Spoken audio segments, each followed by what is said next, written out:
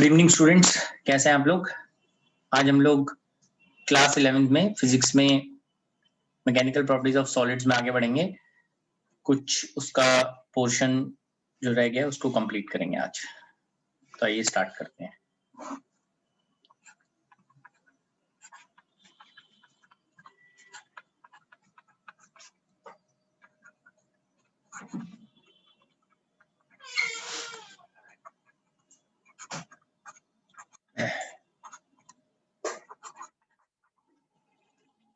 Mechanical properties of solids.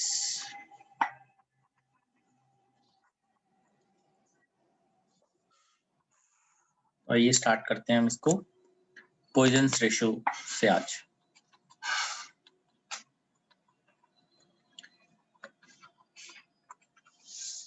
What is Poisson's ratio? Poisson's ratio is defined as ratio of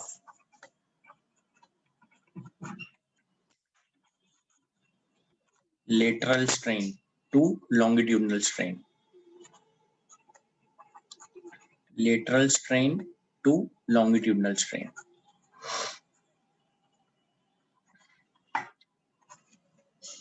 सबको पता है lateral strain, हमने last class में पढ़ा था लेटरल स्ट्रेन के बारे में भी। Change in diameter per unit original diameter, जब हम स्ट्रेन्स पढ़ रहे थे तब मैंने बताया था। सो मैथमेटिकली पॉइजन्स रेशियो इससे रिप्रेजेंट होता है। पता नहीं क्या दिक्कत।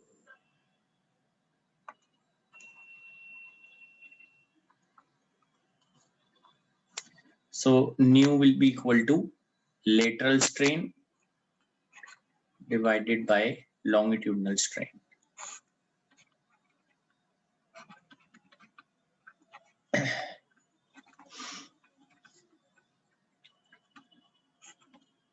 So this comes as minus delta d by d upon delta L by L.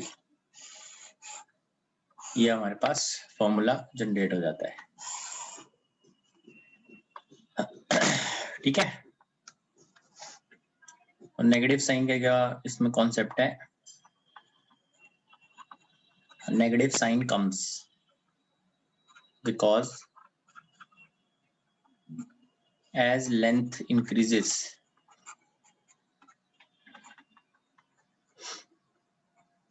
diameter decreases, क्योंकि वॉल्यूम तो कांस्टेंट है ना, वॉल्यूम इज कांस्टेंट। ठीक है। जो इसकी थ्योरेटिकल वैल्यू है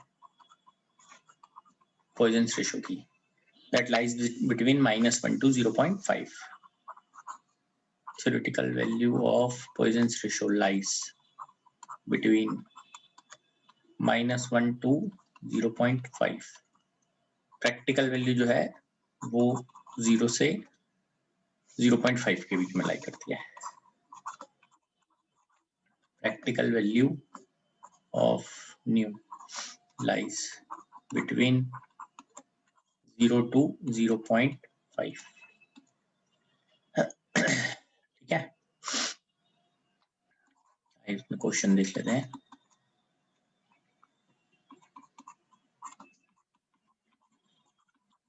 Increase in length of a wire on stretching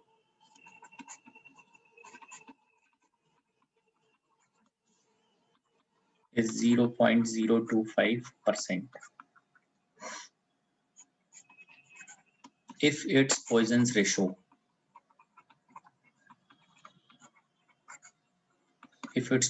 ratio is 0.4, then percentage decrease in diameter, ये हमें पता करना है। It is 0.01%, 0.02%, 0.03%, 0.04%। ठीक है जी।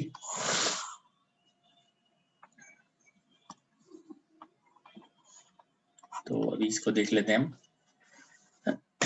As delta L by L into 100 is 0.025, ठीक है। तो डेल्टा एल बाई एल यहाँ से आ जाएगा। Poisson's ratio is given as 0.4, as this is minus delta d by d upon delta L by L. Therefore, delta d by d is minus mu into delta L by L.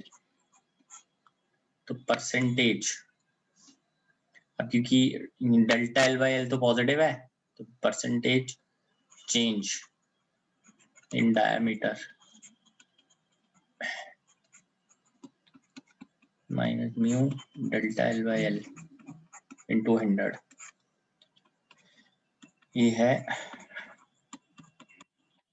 ये value आ जाएगी minus 0.4 into 0.025, 0.4 into 25 by 1000, ये आ जाएगा 10 by 1000, 1 by 100, this is 0.01%.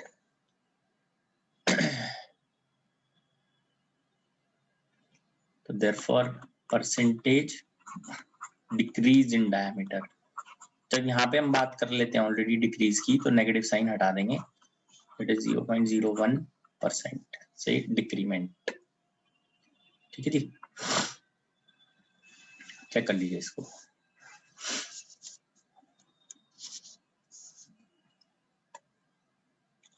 Poisson's ratio है ratio of lateral strain to longitudinal strain, ठीक है जी। आगे बढ़ते हैं इसमें।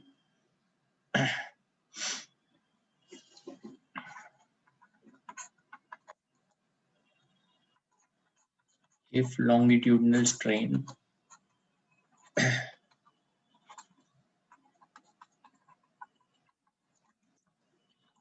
for a wire is 0.03 and its Poisson's ratio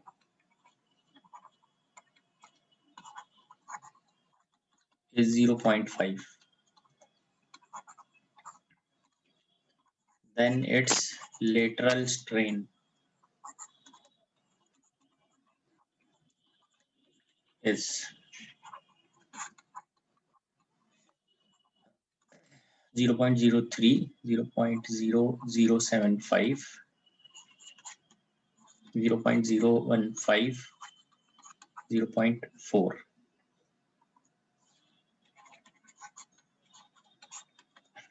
ठीक है। तो इसके अंदर delta L by L this is 0.03, new की वैल्यू है 0.5 ऑल्सो। तो न्यू जो है उसमें आता है lateral strain by longitudinal strain.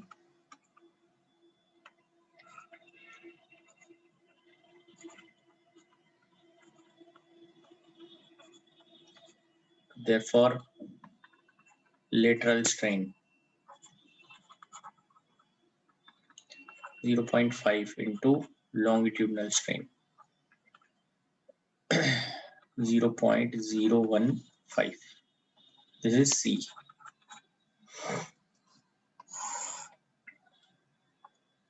ठीक है जी, ये आ गया हमारे पास, सिंपल फॉर्मूले की एप्लीकेशन है। Now stress versus strain graph is given for material A and B.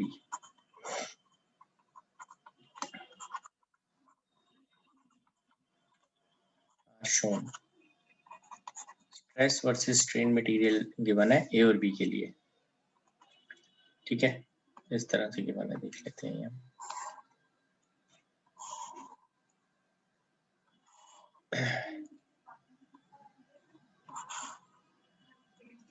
ठीक है, तो ये आ जाएगा यहाँ पे stress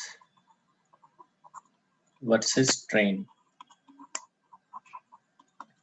stress versus strain.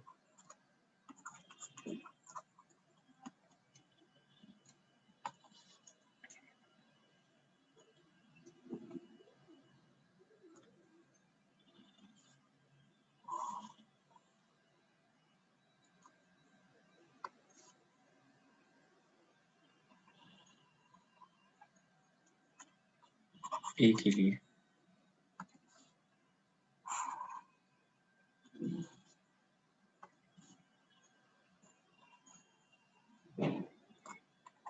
B के लिए, ठीक है। This is for a and b. अभी हमें पता करना है कि किस मटेरियल के लिए क्या चीज पूछी जा रही है अब इसमें, ठीक है। So a part is which of material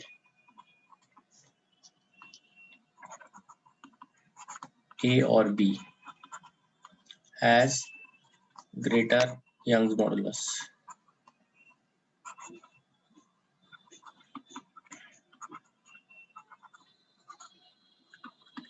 ठीक है जी।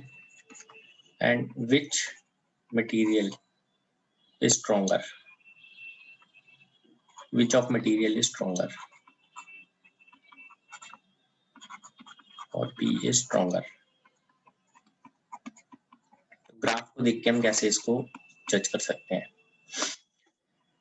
तो इस केस में हमने एक चीज अंडरस्टैंड करनी है, जिसका स्लोप ज्यादा होगा उसका यंग मॉडुलस ज्यादा है, ठीक है। तो more slope means greater Young modulus, ठीक है। तो हमें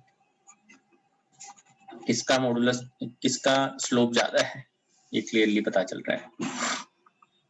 young modulus of A is greater than Young modulus of B, क्योंकि इसका स्लोप ज्यादा है। ए का स्लोप आप देख रहे हैं ज्यादा आ रहा है as compare to B. Also जो जिसका यंग मॉडुलस ज्यादा है वही स्ट्रॉन्गर मटेरियल होता है, तो ए इज स्ट्रॉन्गर देन बी।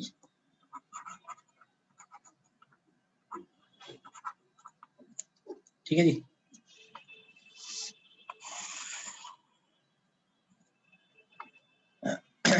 आइए आगे बढ़ते हैं इसमें नेक्स्ट क्वेश्चन के लिए।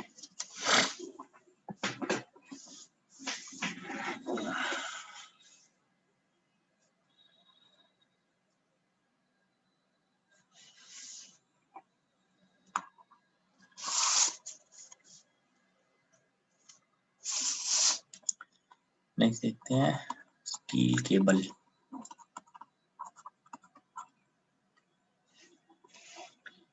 Steel cable having radius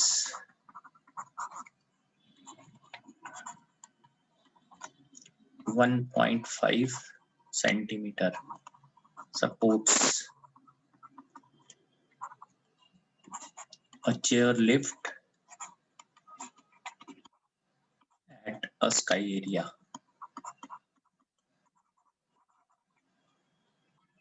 If maximum stress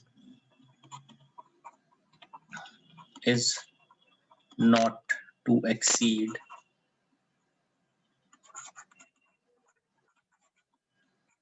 10 raised to the power 8 Newton per meter square. What is maximum load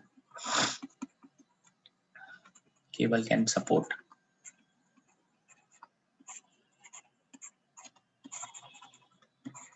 ठीक है जी, ये देख लेते हैं कितना सपोर्ट कर सकती है cable.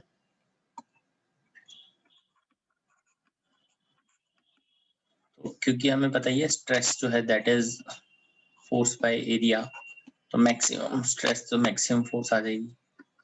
Maximum force, maximum stress multiplied by area, ये वैल्यू आ रही है 10 raised to the power 8 into pi r square.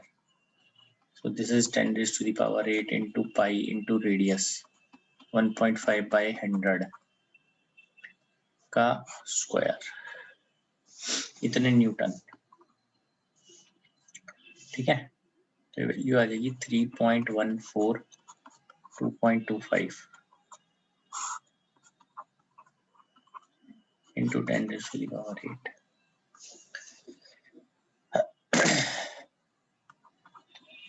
This is 7.065 into 10 raised to the power 4 Newton.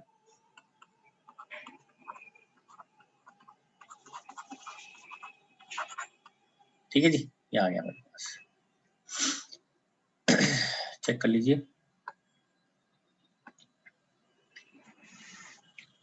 ये मैक्सिमम लोड के लिए आ गया, मैक्सिमम फोर्स या maximum load. This is maximum load in Newton's.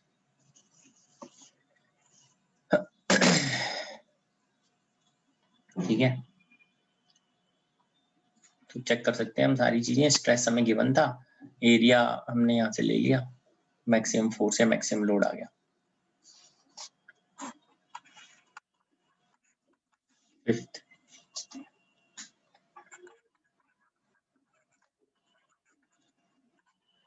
a rod of length 1.05 meter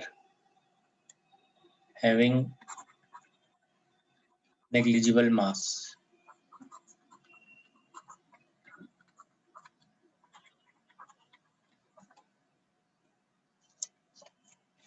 is supported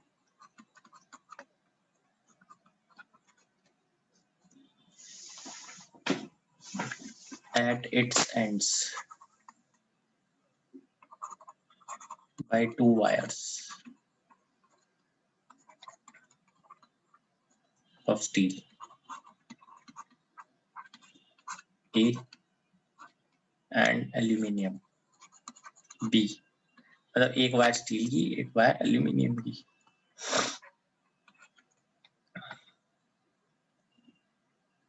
of equal length as shown।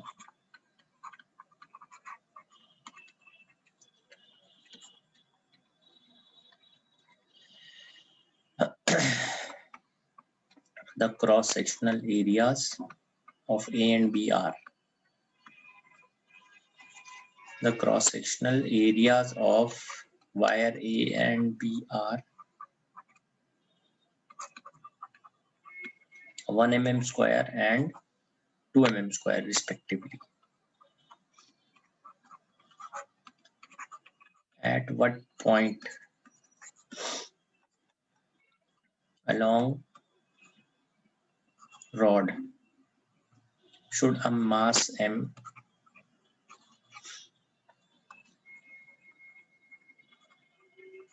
be suspended in order to produce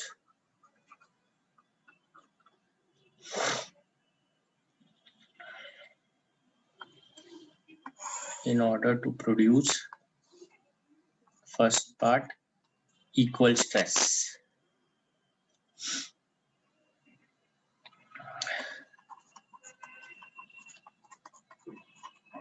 number 2 है equal strains in both steel and aluminium wires। In both steel and aluminium wires।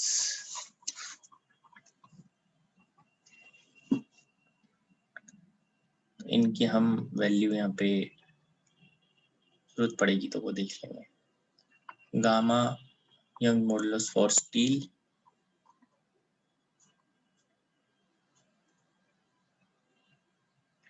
24.3 into 10 raised to the power 9 Newton पर metre square. और gamma of aluminium 75 into 10 raised to the power 9 Newton पर metre square. ठीक है, आइए इसको हम देख लेते हैं एक बार।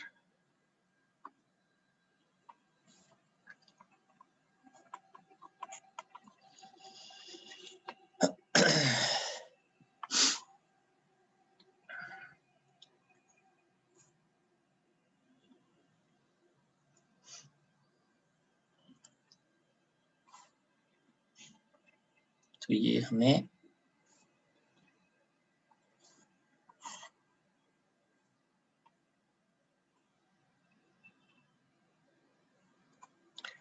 ठीक है ना। तो अभी हम, ये है ए, ये है बी, यहाँ पे कहीं हम this is of steel, this is of aluminium,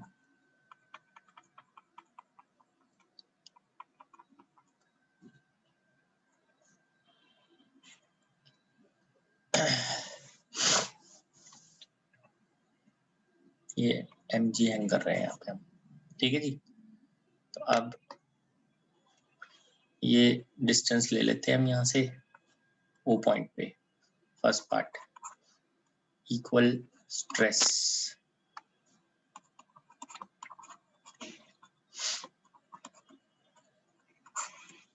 late mass be hung at distance x from A.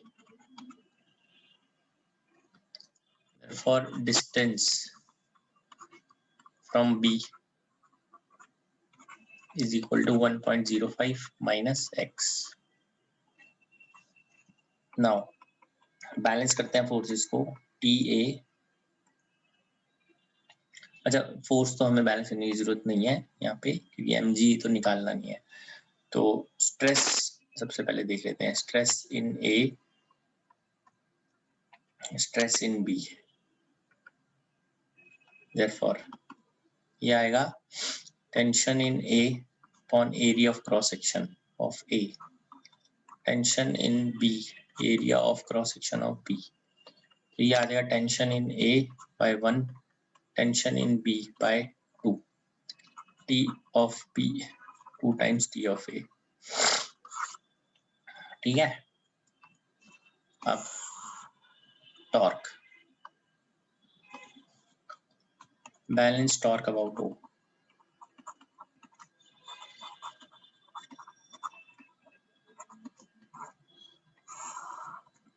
तो ये आ जाएगा tension in A into x, tension in B into 1.05 minus x, this is second, from 1 into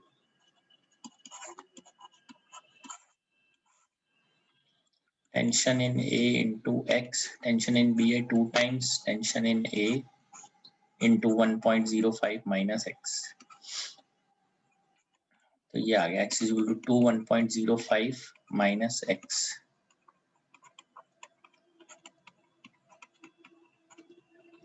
x by 2 plus x 1.05, 3x by 2 1.05, x की value आ जाएगी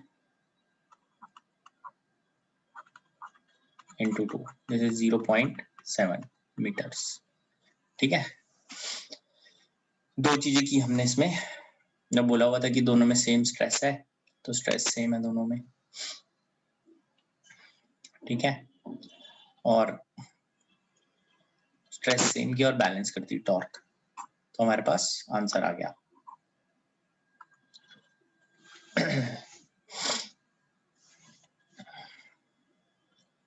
अब next पे आते हैं जिसमें हमने स्ट्रेन्स इक्वल करना है, ठीक है जी।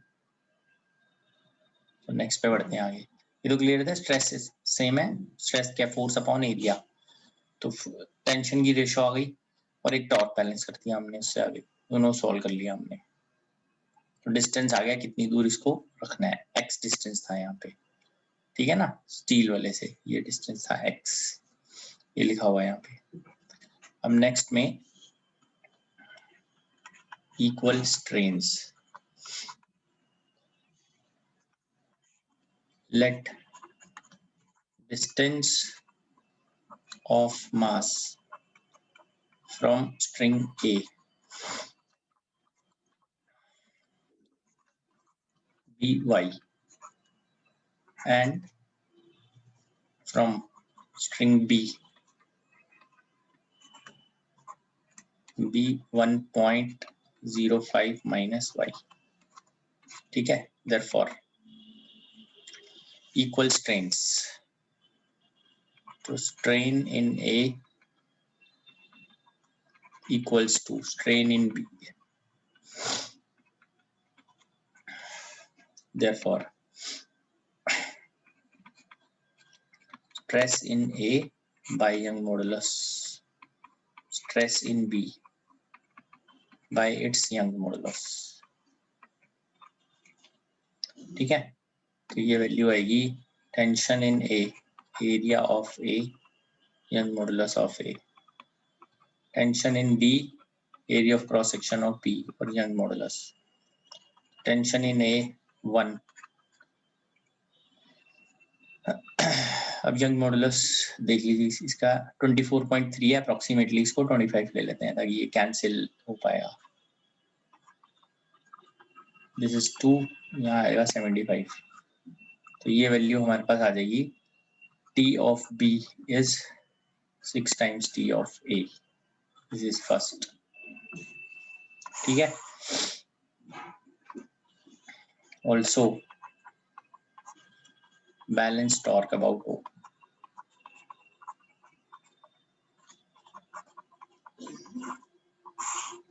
तो ये वैल्यू आ जाएगी tension in A into Y, tension in B 1.05 minus Y, this is second, from 1 and 2 tension in A into Y is equal to 6 times tension in A 1.05 minus Y, so we can see this is cancelled out, so Y by 6, 1.05 minus Y, Y by 6 plus Y 1.05, 7 by 6 Y 1.05,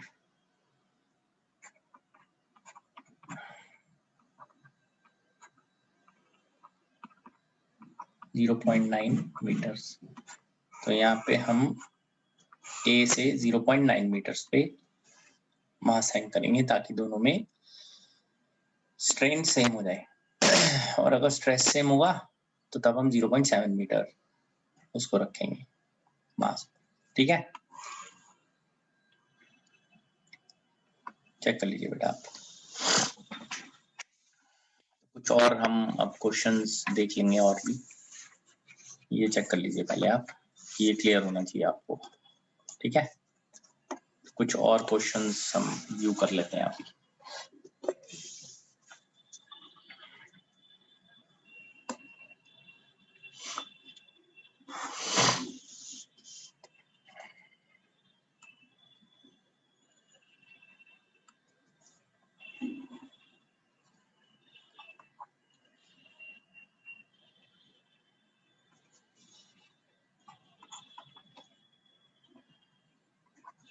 A cube is subjected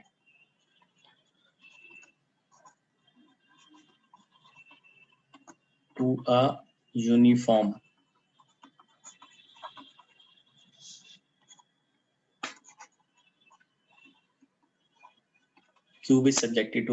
compression if side of cube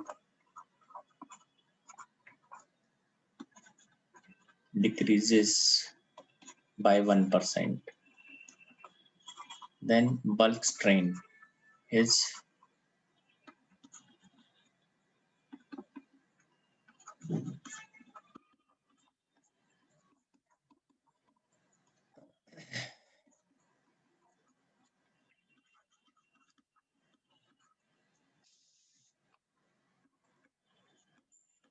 ठीक है जी।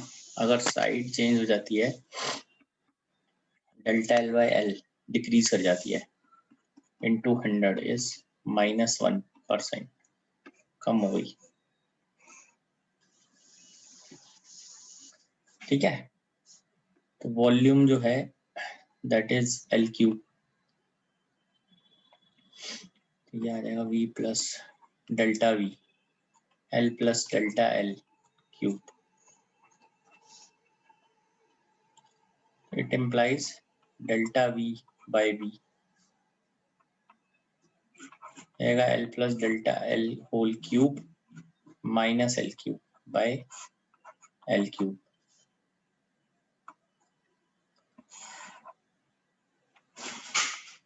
तो इसको हम delta V by we एक बार देख लेते हैं। Into 100 is equal to a cube, इसको ओपन कर लेते हैं। एल क्यूब से l cube cancel, delta l का होल क्यूब कैंसिल हो जाएगा, यह आ जाएगा 3l square delta l by l cube into 100, 3 times आ जाएगा delta L by L into 100। ठीक है, डेल्टा एल बाई 100 दे ही रखा है, तो दिस इज -3%। बल्क स्ट्रेन जो है वो है delta V by V. Therefore अगर डेल्टा वी बाई वी हम फाइंड आउट करेंगे, delta V by V it is 0.03। ठीक है, this is bulk strain. Bulk strain जो है basically bulk strain it is delta V by V. ठीक है, ये आ गया हमारे पास। चेक कर लीजिए इसको। नेक्स्ट आते हैं फिर हम।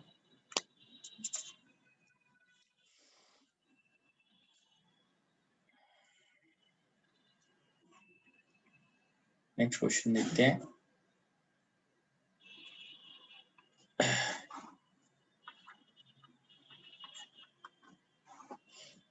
The shear modulus of liquid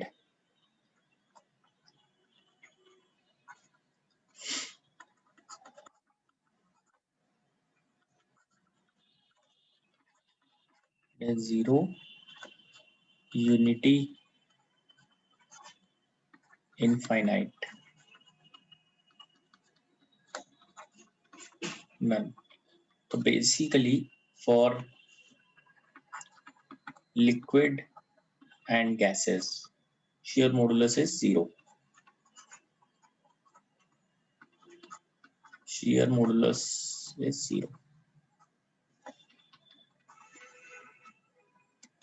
ठीक है, आइए नेक्स्ट पे आते हैं।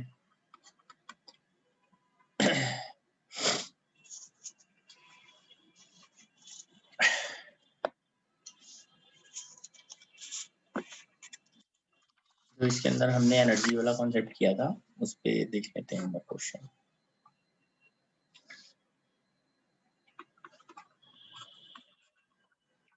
Young's modulus of material of wire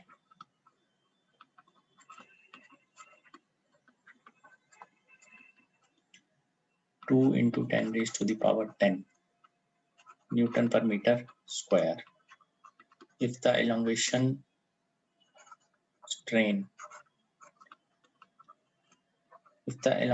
strain is 1%, then energy stored in wire per unit volume in joules per meter cube is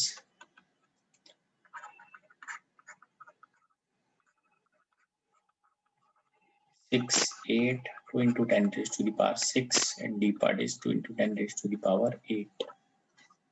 ठीक है जी, चेक कर लीजिए इसको।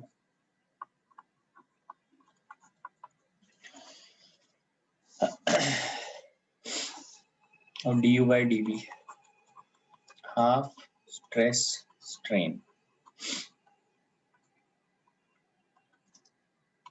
तो ये वैल्यू आ जाएगी यंग मॉडुलस इनटू स्ट्रेन का square, half into young modulus 2 into 10 raised to the power 10 और स्ट्रेन 1/100, यहाँ का 10 की power 10 4 10 raised to the power 6 joules per meter cube। This is a part। ठीक है, चेक कर लीजिए इसको भी।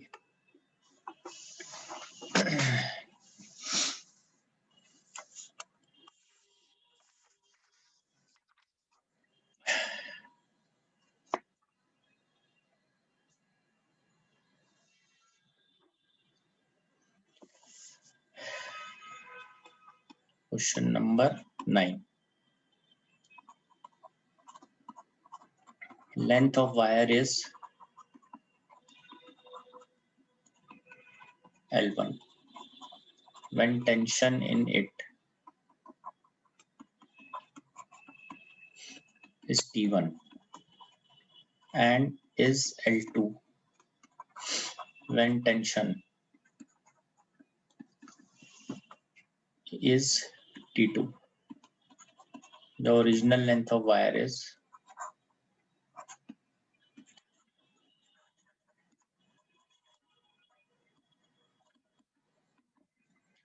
A part L1 plus L2 by 2. B part L1 T2 L2 T1 divided by T1 plus T2. C part L1 T2 L2 T1 by T2 minus T1. D है T1 T2 L1 L2. ठीक है, आइए इसको solve करते हैं. Length जो है wire की L1 है जब टेंशन उसमें T1 है. हाँ, आइए देख लेते हैं. Therefore, we know that tension जो है directly proportional to tension जो भी होती है किसी भी वायर में, it is proportional to extension और compression, change in length. ठीक है, ओरिजिनल लेंथ अगर L0 ले लेते हैं हम, let original length L0. Therefore, T1 is equal to K times L1 minus L0.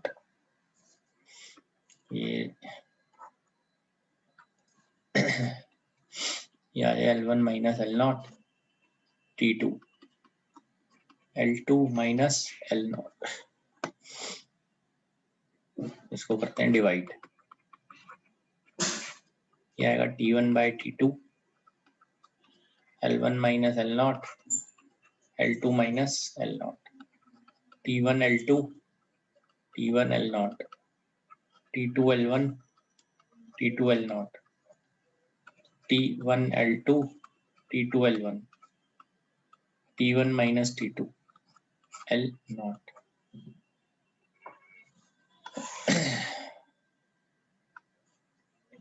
L0 की वैल्यू आ जाएगी T1 L2 minus T2 L1 divided by T1 minus T2.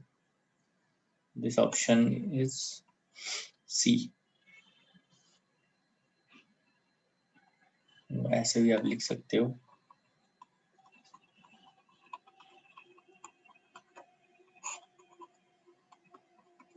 This is C option. ठीक है बेटा, आप चेक कर लीजिए. ये पूरा चैप्टर फिनिश हो गया है.